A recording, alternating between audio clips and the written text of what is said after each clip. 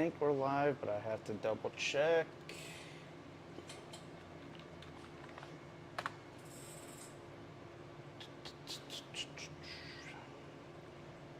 Hold tight if you guys can hear us.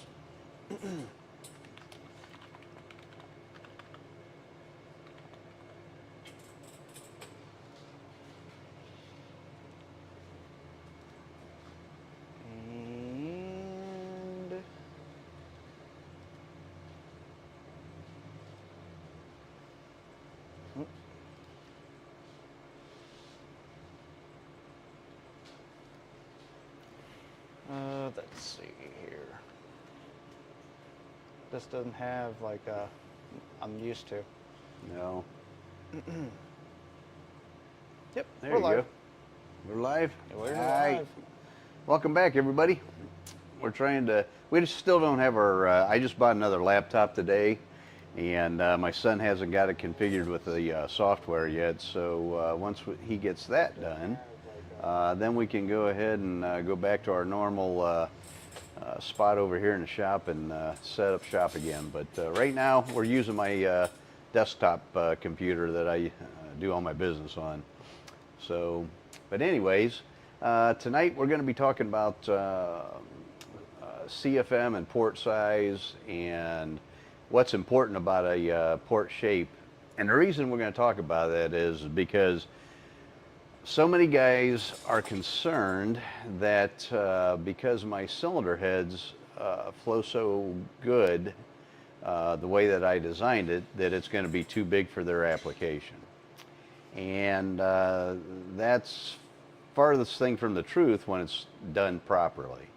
And so what we're going to do is I'm going to explain to everybody tonight why you can have a good flow number and still have a high-speed port, and that's what we're going to discuss. So I don't know who's all on right now. Hopefully we got a few guys here. It looked like we had quite a few that were on Facebook that said they're going to be here tonight. Yep, Michael, Ed Page, Ron Ike, Old School Twist, Dwayne, John Dornbush, Philip III,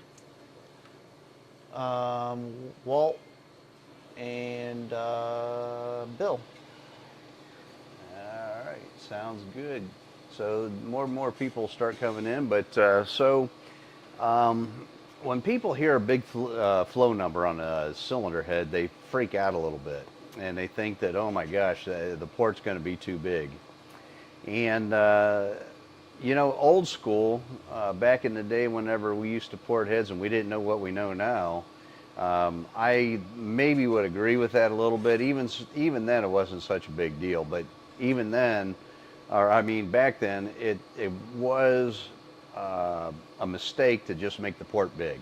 And a big port will flow more air, but an improperly shaped port, and that's what we've done with my heads, will flow more air, but it doesn't behave well with fuel and the short turn status on the cylinder head. So as we learned, you know, all of us, it's not just me, all the cylinder head porters through the years, we've learned that you can have a good flowing port, and depending on how you manipulate your port, you can keep the airspeed up too. And that's the biggest factor that the old heads, when we used to hog them out, we just made them big, and it killed airflow or airspeed, which hurts torque. And that's why everybody's concerned today about having a high flowing head. They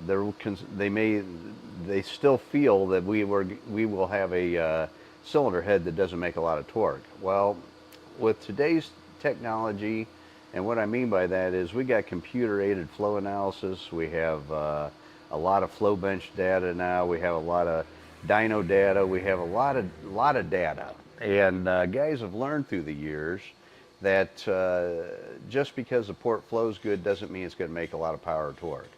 And so what we've done is in my new cylinder heads, I redesigned the intake port so it's not like a factory port, it's not like an Edelbrock port, it's not like any other Pontiac port, it's my port. And what I did was I designed that so that it has a lot of airspeed, so that it'll make a lot of torque and still move a lot of airflow. And it'll work on small cubic inches, it'll work on big cubic inches, it don't matter, because we have a port volume, which is CSA, which stands for cross-sectional area. And if you have enough CSA and good airspeed, you can make some big power with it. So that's what we did with the new heads. So for the guys that are newbies that don't really know what CSA is, basically what the CSA is the size of the port, and it could be it could be that the opening by the push rod is smaller than once you get past the push rod before you get to the valve. So anywhere you have a restriction, it's just like anything, like a garden hose or a duct work in your furnace or whatever, your oil passage, whatever. Anywhere that it pinches down, you got a restriction.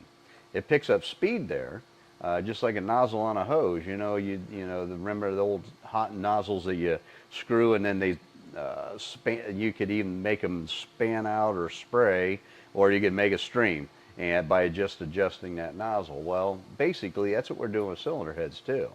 And with the knowledge that we've gained through the years, we can manipulate the port now so it has good velocity and moves a lot of air, and we can make big power with them with a decent sized port. And that's been Pontiac's biggest problem through the years. Everybody thinks that it is the exhaust port on a Pontiac head that causes the problem why they won't RPM. That is not the problem.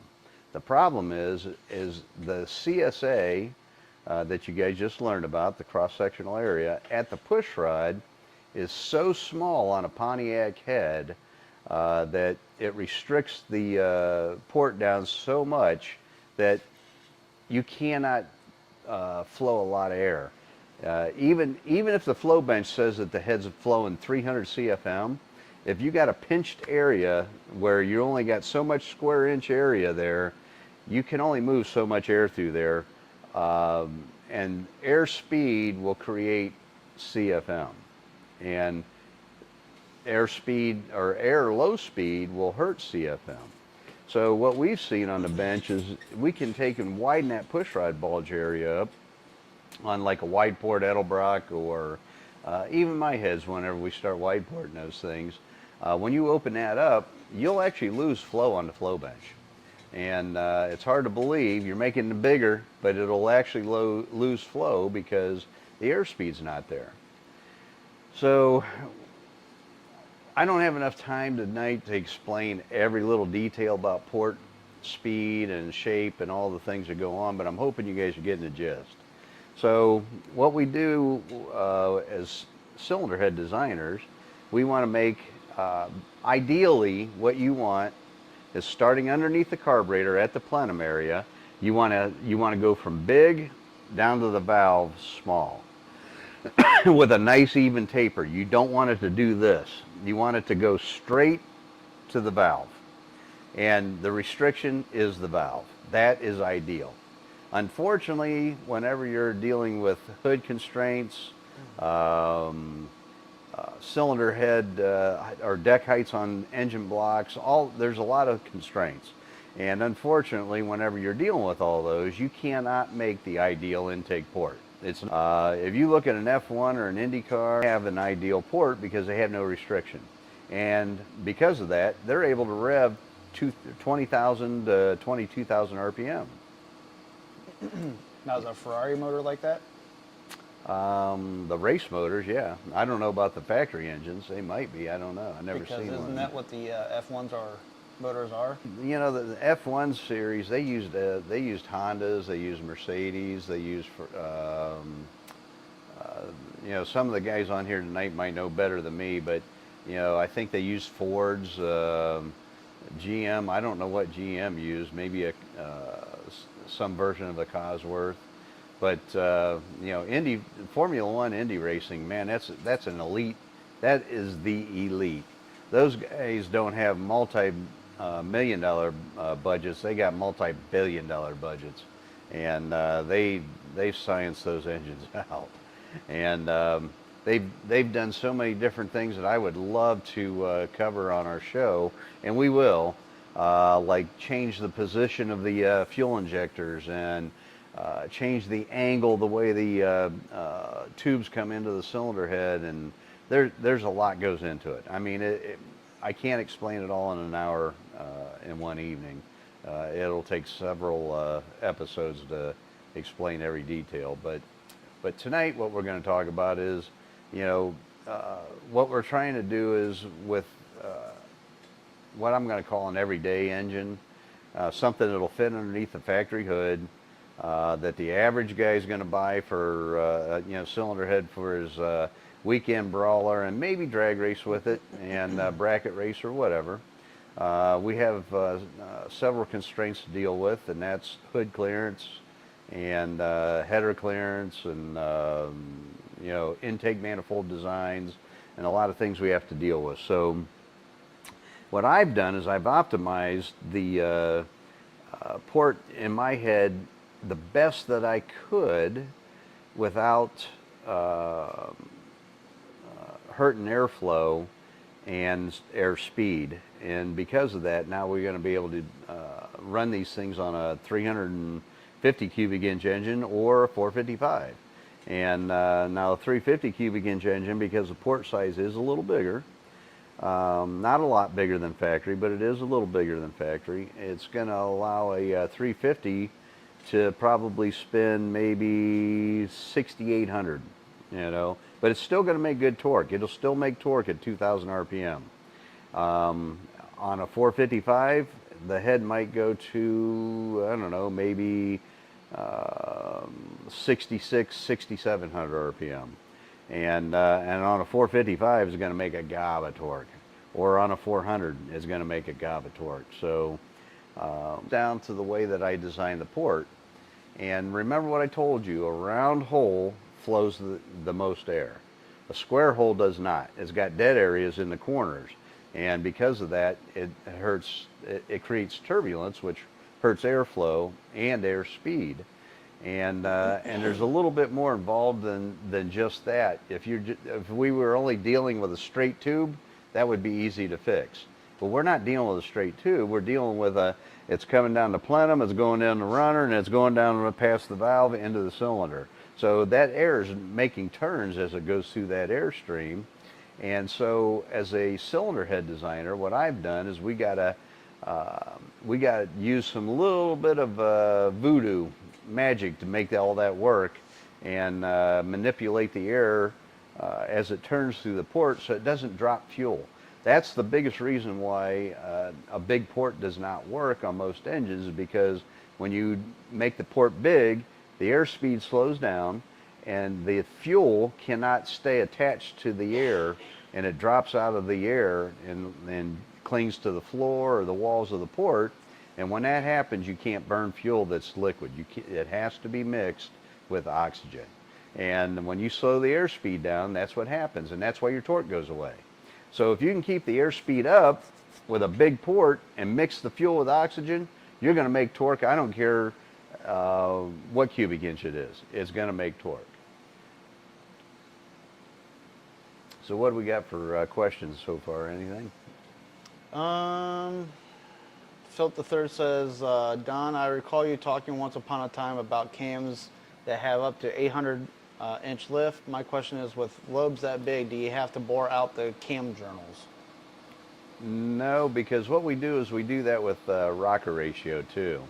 So that's a whole nother podcast, and we will touch on that if you guys want to talk about cam theory and cam design.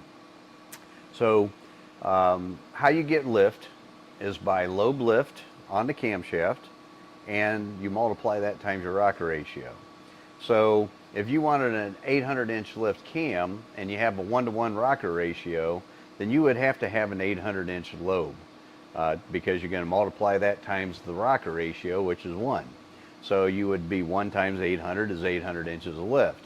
Well, now if you have a 1/500 rocker ratio, now that lobe can be smaller because you're going to take and multiply that times 1.5.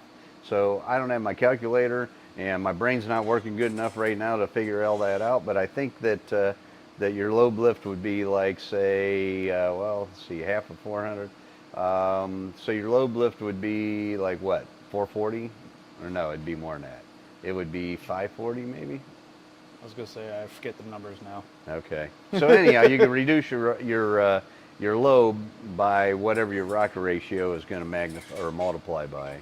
And so what we do with like a typical camshaft we design, we'll use like a if we're using a shaft rocker, you can use up to a 2-to-1 ratio, which is really hard on the rocker arm and the push rod, because you think about it, what's going on there is this is your stud, and on this side your push rod, and this side your valve. So if you have a 1.5 ratio, it's going to be out to here for the valve, but it's going to be half that distance for the push rod. So what's going on is that push rod doesn't have that big long arm to push on to push that valve open, and it puts a lot of strain on the push rod and the rocker arm.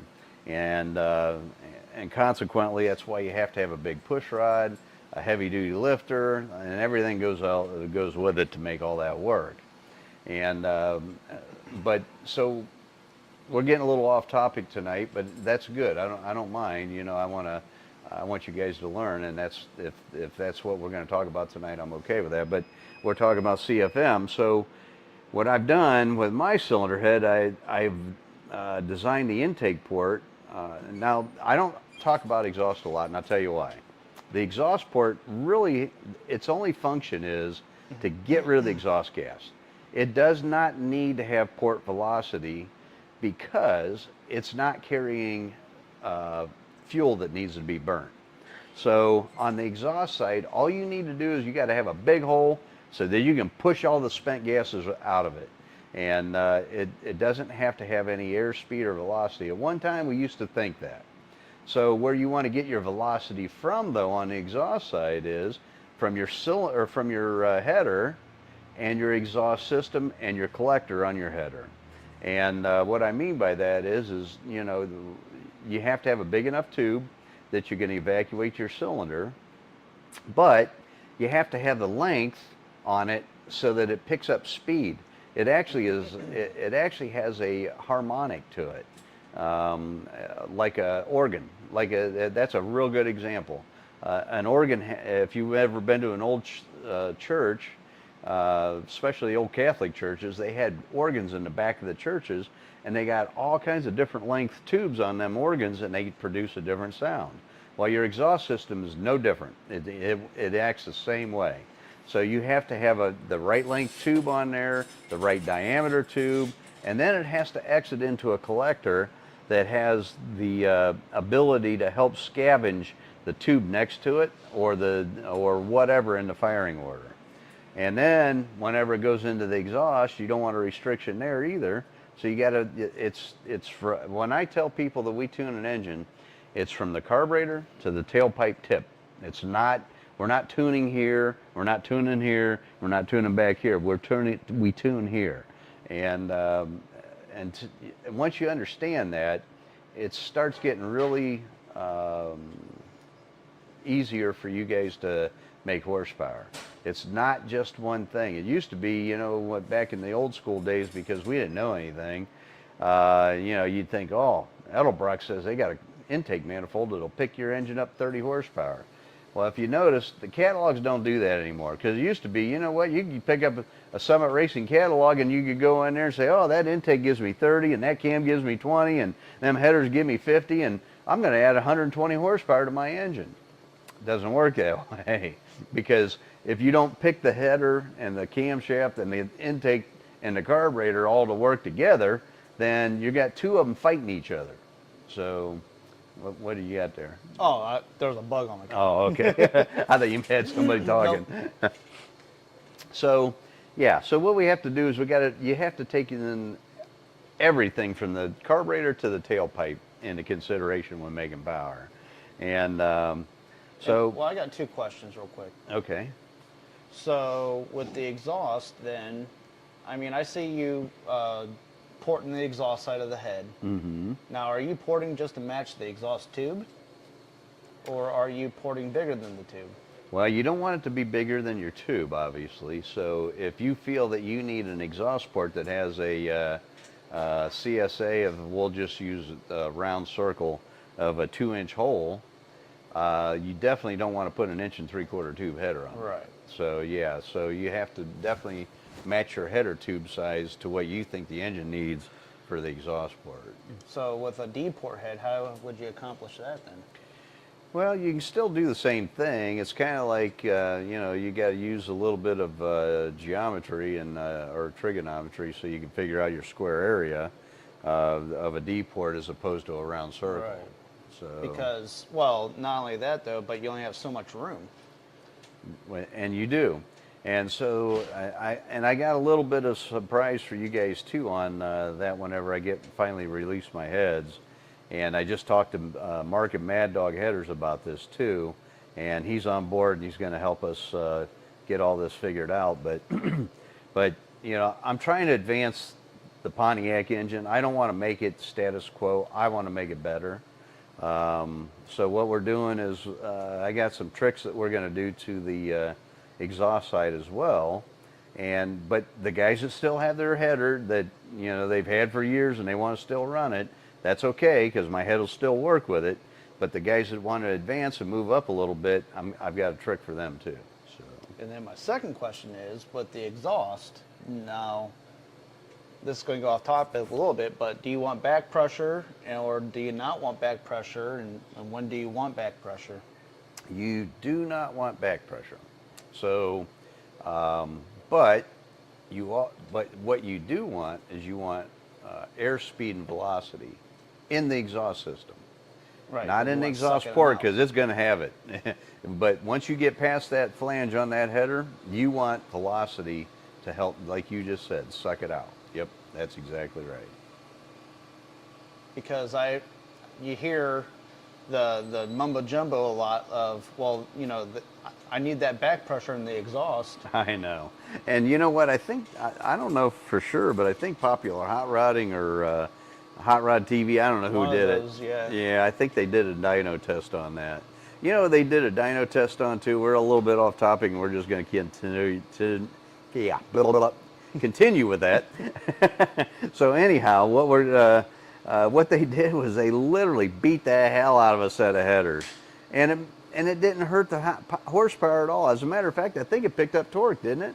It probably did. I think it did. Yeah. Yeah. So you know what they've done by beating the shit out of the header, because everybody's scared to death about when you put it in the chassis and it doesn't clear your steering box or your control arm or whatever, and you got to dent the header. Everybody thinks, oh my God, I just hurt my header and I'm going to destroy my power and blah blah blah.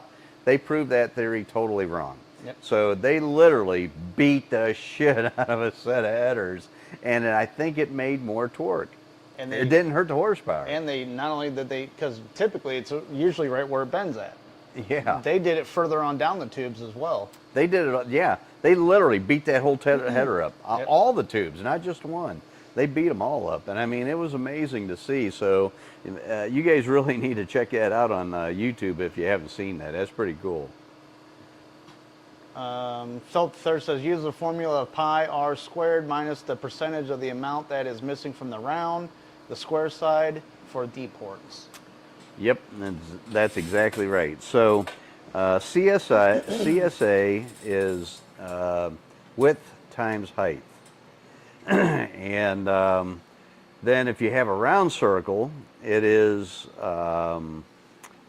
the diameter divided by 2 times that number. You multiply that number by itself, times 3.14, and that gives you a square area of a round circle. So what he was just talking about is you can do that with a D port as well. It's a little bit more tricky than what I just, and maybe what I just described to you guys is a little tricky, but it's actually pretty simple once you put it on paper and see how it works. But What Phil's talking about is you can take the area outside of the circle, and how I would probably do it, and it'd make it simple. And Phil can confirm this or tell me I'm full of shit. But I would take the D, make that a complete circle, multiply that, and then divide it by 2, and that'll give me what the D port is. But I like to simplify things. Yeah, one of my guys responded on my YouTube thing, and he said, "Kiss, keep it simple, stupid." And he's right. That's the best way to do it. Stupid simple. Yeah, stupid simple.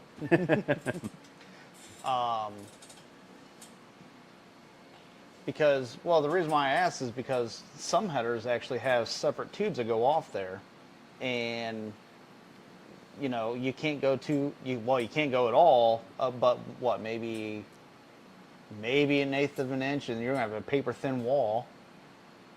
Are you talking about the divider on it, or are you talking about on the outside? The divider on the head. Yep. And then the outside, yeah, you can go out a little bit more, but you still are limited with the bolt hole. But like, I just like 6X heads, you know, they're D-port heads. Mm-hmm. And everybody wanted those heads, and I always scratched my head. I'm like, why does everybody want these heads? I'd rather have the other ones. Well, the reason is because they're so common. They put them things on everything from 75 to 79, and there's a ton of 6X heads out there. Yeah. And they work really, really well for 400 strokers and 455s because they land right in that CC range where you can get 9 to 9.5 to 1 compression with an iron head and run pump gas. You know, that's why everybody likes it. And, you know, the Super Duty head, besides the Ram Air 5 head, was the best flowing cylinder head that Pontiac ever produced. And the Super Duty heads that I've had on my bench actually are pretty damn good.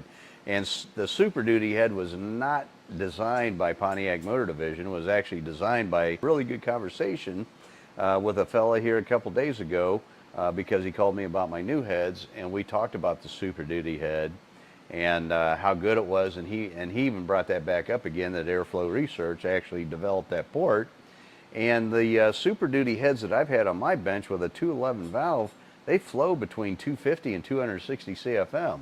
Well, a little secret that everybody doesn't know is that the 6X heads, and I do believe the 5C and 4X heads, because of the port shape, actually flow between 220 and 240. So they're actually better than a lot of the old D-port heads with the same size valve.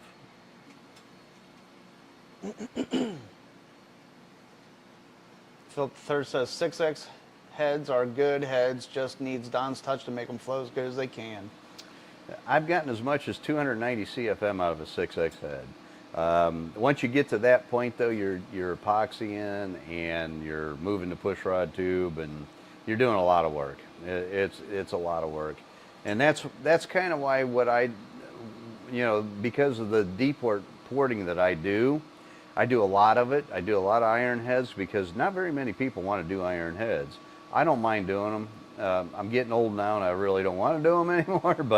But the fact of the matter is the iron heads can be made to flow really good, and we've gotten 290 CFM out of lot iron D-port heads. I've gotten my Ram Air 4 heads that I'm doing right now. Before we did the wide port version of that thing, what we're doing right now with it, I had 340 CFM out of that head. And so factory heads can be made to flow, but you're pushing the limit, and you gotta be willing to put up a little bit of epoxy in the port.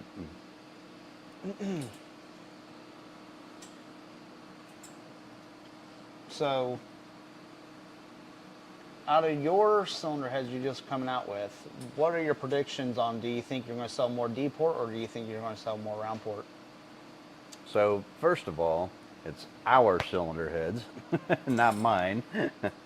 And, but yes, I think that, at first I thought the D-ports were going to be the big sellers, but so far it looks like it's about neck and neck. I think we're getting even. Yeah. I got a lot of guys that have been messaging me, and they want to put money on these. So guys, you know what? I want to sell these. Don't get me wrong. But I will not sell my product until I know for sure that it is not going to create any problems. Now, obviously, once you go into production line shit happens, and you're going to have problems later down the road. But to the best of my ability, I am going to make sure that that product is watertight and fits on the engine the way it's supposed to, and make it as simple of a transfer from your 6X head to my head as possible. That's what my goal is. And until I get to that point, I am not selling a head. And you know, and I got guys that are begging me, I'll do the R&D, I'll do this, I'll do that. I don't care. I don't want to sell a product until I know it's going to work. Speaking of which, did you take them to the machine shop yet? Oh yeah, they're at the machine shop. They're right now. I think they're building a fixture. I'm hoping that maybe in another week we should have some kind of an idea what it's going to cost to run the head, and so I can start telling everybody how much these things are going to be. So where we're at right now in the process of the cylinder head, it's a long procedure. It's not something that happens overnight. So the hard part was getting all the tooling done, getting the CAD design done, and getting that produced. That was behind the scenes. Yeah, that was, well, behind because of COVID. Well, no, I'm saying behind the scenes as in how you're coming out with these heads. So you already did all the design work. All the design work took some time. Yep. And now you're finally getting it because of COVID was slowing you down with castings and all this other stuff. So now where you guys are seeing it is where he launched. You know, and that took a long time to get there. And you know, I've been working on this project for 7 years. It got put behind by about 5 because of COVID. And so that's basically what my son's saying. We did get to finally do a soft launch on it, let everybody see the castings, what they're going to look like, and generate some interest and curiosity, and we've done that, you know. And actually, I'll be honest with you guys, I'm overwhelmed by you people, and thank you, all of you, for the support that you're giving me, because it's hard and it costs a lot of money. And so you can imagine, you know what, I'm building an engine for you, and I tell you it's going to be 6 months, and it turns into 6 years, and you put a hefty deposit on this thing, and you've given me money along the way, and I keep telling you, you know what, it's going to be done here next month. And next month comes and it don't get done. And I tell you, okay, next month, and then you give me a little bit more money. I say, okay, next month I hope to have this thing done. That's what I've gone through. So I feel everybody's pain when I'm building an engine for them. I get it. You know, we're a year and a half out. A year and a half is a long time. But it ain't 6 years or 7 years, I can tell you that. So. Well, not only that, now what you guys are seeing is, now it's to the point where it's going to slow down a little bit, because it is. we have to do a lot of work to these heads Yep. that he has in order to move forward to the next step, which is casting more heads. Yep. So we're in the paint drying stage. We're watching paint dry, and like my son said. So what's happened is, you know, it took a long time to get where we're at right now, which it shouldn't have, but it did. And now what we're doing is we are finally in the final stages where we got to secure some machining. We got to make sure that all the machining is right. We got to make sure that the head castings are going to hold water. We got to make sure that our suppliers can provide all the parts we need to put in these heads, like the guides and the seats and the valves, the springs and spring seats and retainers and keepers studs. and seals. So it's not easy, and that's the reason why not very many people make cylinder heads. And you know what? I must be brain dead for making for a Pontiac, but I tell you what, I'm glad I did, because I didn't have any idea how much you guys support me, and I'm thankful for that. But we are going to make this happen, and it's going to be good when we get it all figured out. Yep. And but right now we're in that stage where, okay, you know, every week I can talk about it a little bit, but we got some work to do yet, and it's going to take a little bit of time. And even if I were doing it all in-house, which I am not, it would still probably take 6 to 8 weeks.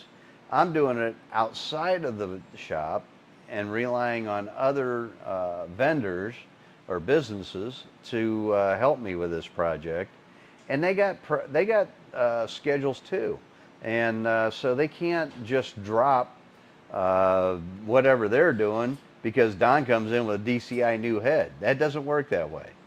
Same way with my business. You know what?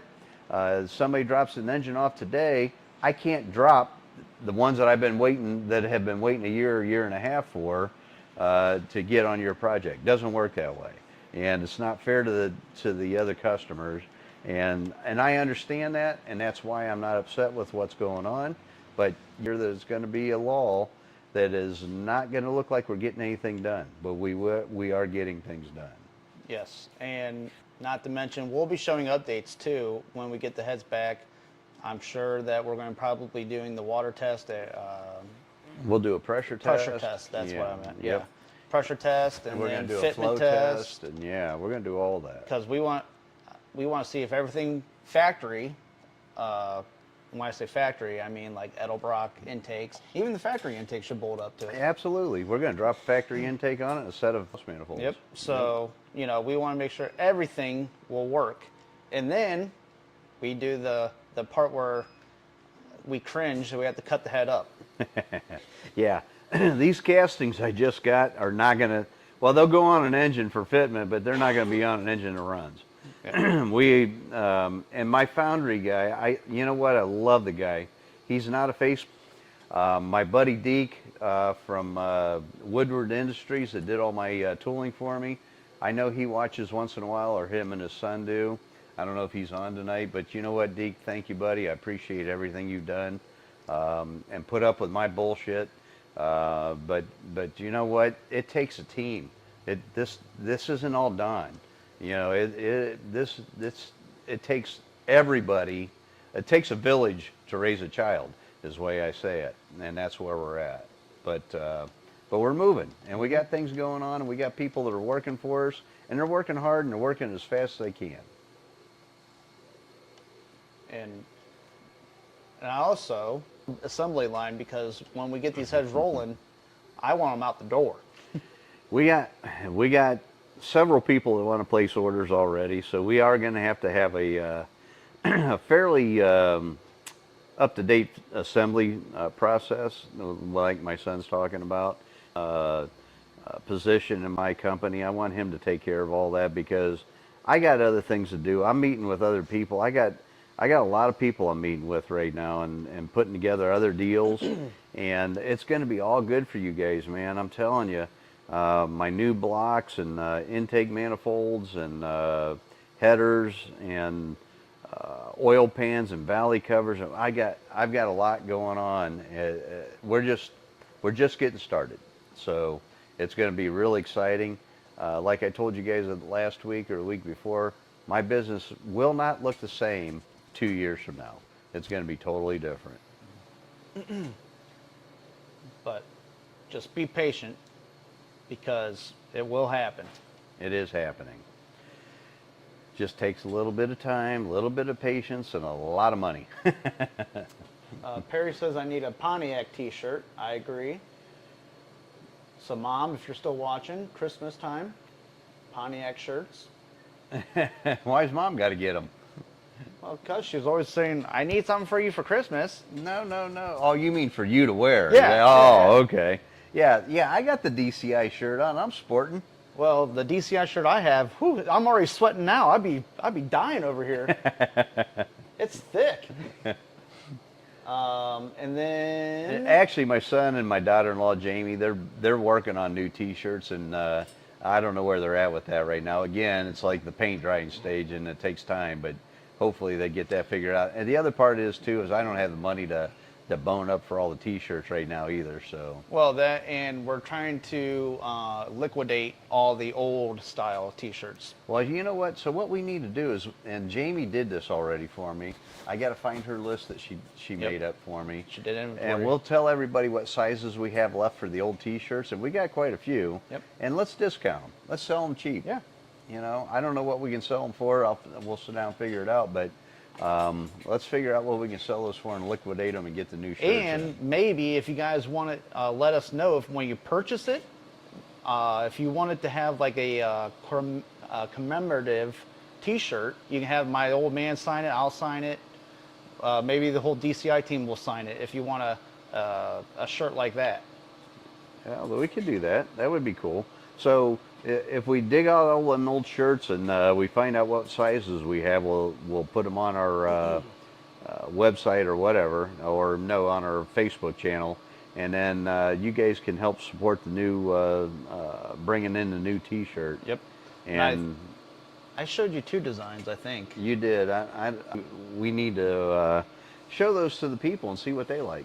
Yeah. You know, let's let them help design it. That's the way I look at it. And there's also another T-shirt that I'm trying to work with somebody that even my dad doesn't even know. I kind of touched base with him a little bit about it, but this one's a secretive shirt. If I can get it the way I want it, I will be coming out with that one for sure as well. So I'm trying to work with some artists right now.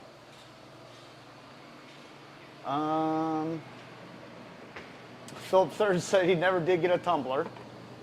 That's another thing we're going to be working on. And let's see.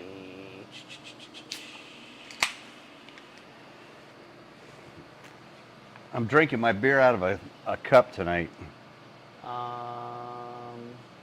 Somebody had a question about the heads. Oh, Walt Muka asked, are they comparable to Kaufman high ports? Anything I say is going to be biased.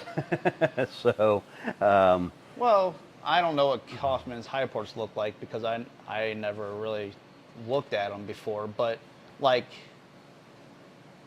from a design standpoint, not like so much your port, but Kaufman high ports accept factory intakes, like the they do. Edelbrock one. What they did was they casted a little bit of a spacer on their head. Okay. Yeah, so it'll take a regular intake. Okay. But they raised the port, I don't know how much, maybe a half inch, something like that. Okay. And but I think maybe what he's comparing them to, maybe CFM wise, and so. Well, to me though, CFM, I'm assuming his are cast aluminum as well. Mm-hmm. So I mean, CFM. It's all in, like you were saying, the CSA, but the port design itself. So Yeah. you can't really compare. Everyone has their own technique, their own style. So what he's saying is 100% true. You can have 5 ports, and they all can measure 300 cc's. I'm just using a number. And what that does is measure port volume.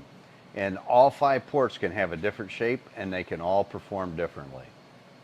So yeah, you can't really compare. I mean, people do, but it's Right. You can't really do it though. And unless you really are educated and know what you're looking at with an intake port, the average guy's not going to know. You know, it's not fair to compare my head to a Kaufman head or a factory head, even at the same CC volume for the port, because what I've done to the port is totally freaking different than Right. what the factory did and what Kaufman did. Right. Is So what my son's saying. yeah, so you can't really compare Butlers, DCIs, Kaufmans, anyone. I mean, they're all going to be different, and they all have their own purpose. And you know what? And that's what I've designed all my cylinder heads like that. You know, the Tiger head, it's totally different than anybody else's head. Yeah. My Ram Air 5 head, totally different than my competitor's Ram Air 5 head. Totally different than the factory head. And now with my new Ram Air 2, 3, and 4 heads, totally different than any other head. It is not there's no comparison. It's totally different. And it's all about what the engine builder knows and the designer knows. My dad has secrets and tricks and stuff, and I'm sure the Kaufman thinks he has tricks and stuff. So, I mean, everyone has their own tricks, everyone has their own secrets, and it's all how they build the motors. And that's where, like, if it was me, I would say if you're going to get a DCI head, you need to have a DCI motor. If you're going to get a Kaufman head, get a Kaufman motor. You know, That's a good point. You know what? Go ahead, son. Because it just goes together better. And so when you have too many chefs and you start mixing up the recipe, I get guys all the time that call me up, and I don't know if Dave Bradford's on tonight, and I'm not picking on you, Dave, but what happens is these guys will go and they'll buy Kaufman heads or Edelbrock heads, and they'll buy a Butler cam, and they'll buy a Edelbrock intake manifold, and they'll buy a Doug header, and they'll bring it to DCI and have me put this recipe together. I don't do that. I won't do it. If you guys are going to bring me your parts, I don't want the job. Take it somewhere else, because every time I've tried to do that for somebody, it ends up bad. And I look bad, you're pissed off, nobody's happy. Because if you're not happy, this is a win-win at DCI. You know what? Yes, I need to make money. I want to make money. Money for me. The customer has to be happy with the end result, or I'm not happy. It's got to be a win-win. And when you bring me all this stuff from all these different companies that think they have the trick of the week idea, and then I try to make it all work together, it just doesn't work out. And I spend a lot of time and you spend a lot of money, and it doesn't work.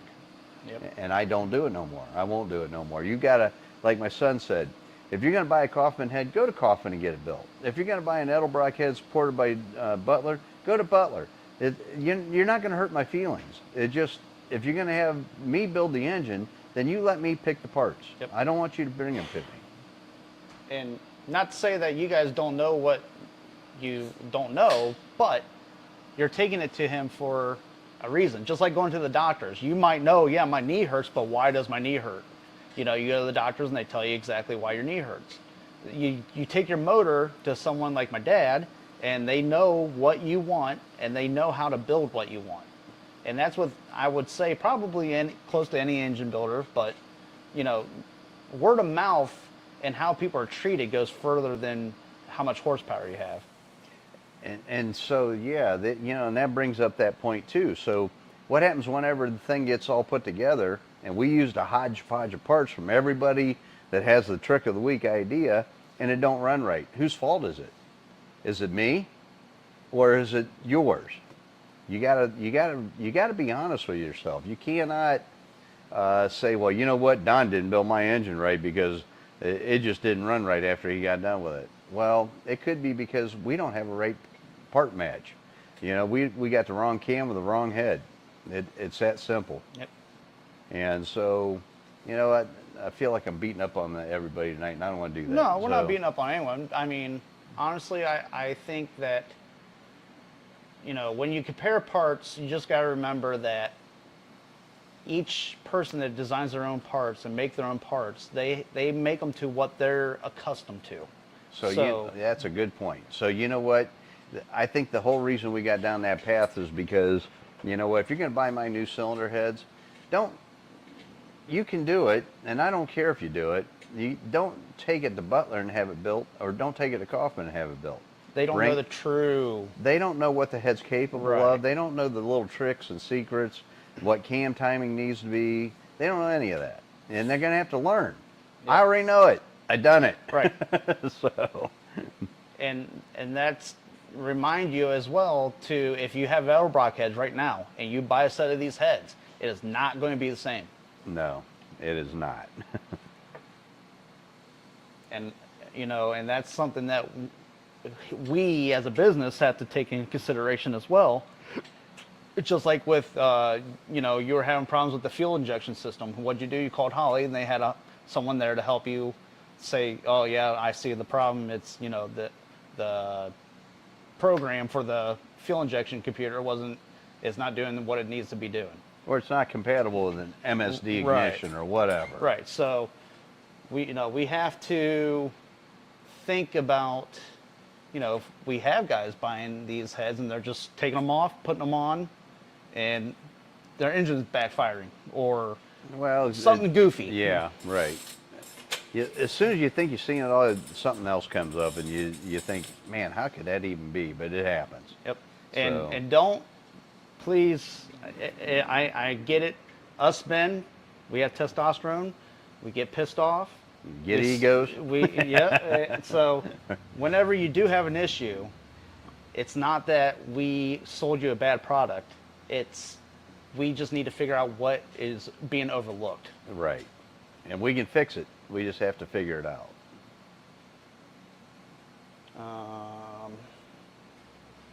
Let's see. Show a picture of an What old are you t-shirt. thinking, Brandon? No. I seen you standing over there. I thought maybe you had something to interject. I'm just studying the stripe. Okay. And So, yeah, you know what, guys? It's exciting. Everybody gets cranked up whenever a new product comes out, and Yep. and we've done that. You know, I've done it before, and you know, I hate to admit this, and it kind of what my son has led into what I'm going to tell you this story, and we're getting pretty close to quitting time, so it's a perfect time to tell you guys this. I had purchased a set of offset lifters for my race car, and I bought them from Crower, and so an offset lifter, what that means is where the pushrod sits inside the cup of the lifter is offset, and it's not in the center like a traditional lifter is. So I pull out these lifters, and I'm looking at them, I'm cleaning them, getting them ready to go in the engine, and I've got 7 sets that are the right one set that is like the 7th, okay? And I'm looking at this thing and I'm thinking, man, because you got to put them in with the tie bar away from the block. And so if you don't, that tie bar rubs on the block and it'll destroy the lifter. So you can't put them in that way. So if you put them in with the tie bar this way, and you got an exhaust valve over here, and you got an intake here, the intake was offset, the offset has to go towards or away from the intake port. And the reason you do that is because you made a white port head. Well, anyway, I'm looking at these. Now, granted,